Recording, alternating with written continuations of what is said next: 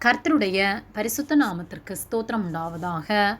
கர்த்தராகிய இயேசு கிறிஸ்துவின் நாமத்தில் உங்களுக்கு கிருபையும் சமாதானமும் உண்டாவதாக. இந்த நாளுக்குரிய தியானத்திற்கான தேவ வார்த்தை ரோமர் அதிகாரம் 8 வசனம் 28. அன்றியும் அவருடைய தீர்மானத்தின்படி அழைக்கப்பட்டவர்களாய் தேவனிடத்தில் அன்பு கூறுகிறவர்களுக்கு சகலமும் நன்மைக்கு ஏதுவாக நடக்கிறதென்று அறிந்திருக்கிறோம்.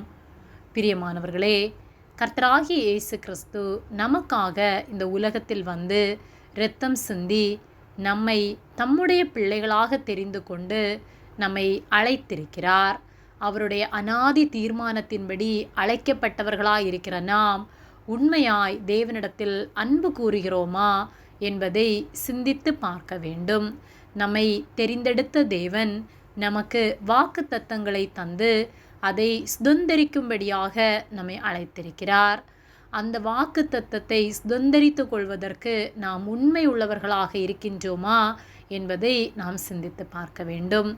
உண்மையுள்ள மனுஷன் பரிபூரண ஆசீர்வாதங்களை பெறுவான் என்று வேத வார்த்தை சொல்லுகிறது. பரிபூரண ஆசீர்வாதம் என்றால் ஒரு குறைவுமில்லாத ஆசீர்வாதம். ஒரு குறைவுமில்லாத ஆசீர்வாதத்தை பரலோக ராஜ்யத்தில் நமக்காக அவர் வைத்துள்ளார். அந்த ஆசீர்வாதத்தை பெற நாம் அவருக்கு உண்மை உள்ளவர்களாய் இருக்க வேண்டும்.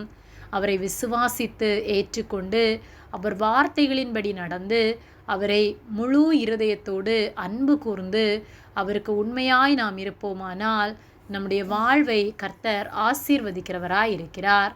ரோமர் 8:28 அன்றியும் அவருடைய தீர்மானத்தின்படி அழைக்கப்பட்டவர்களாய் தேவனிடத்தில் அன்பு கூறுகிறவர்களுக்கு சகலமும் நன்மைக்கு ஏதுவாக நடக்கிறதென்று அறிந்திருக்கிறோம் என்று சொல்லப்பட்டுள்ளது.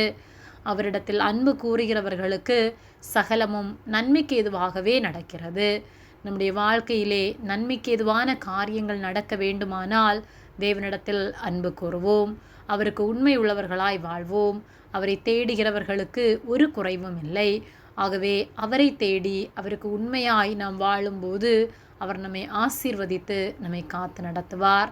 ஆகவே அவர் வார்த்தைகளுக்கு கீழ்ப்படிந்து வாழ்வோம். அவர் நாமத்தை மகிமைப்படுத்தி நமக்காக அவர் வைத்துள்ள நன்மைகளை சுதந்தரித்து கொள்வோம். ஆமேன். ஜெபம்.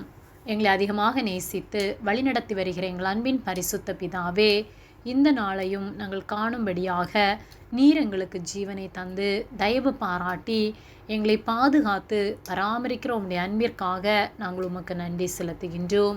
நாங்கள் தியானித்த வார்த்தையின்படியே நாங்கள் ஒவ்வொரு நாளும் உம்மை அதிகமாக நேசித்து உம்முடைய வார்த்தைகளுக்கு கீழ்ப்படிந்து உமக்கு உண்மையாய் வாழ நீர் எங்களுக்கு உதவி செய்யும்படியாய் ஜெபிக்கின்றோம்.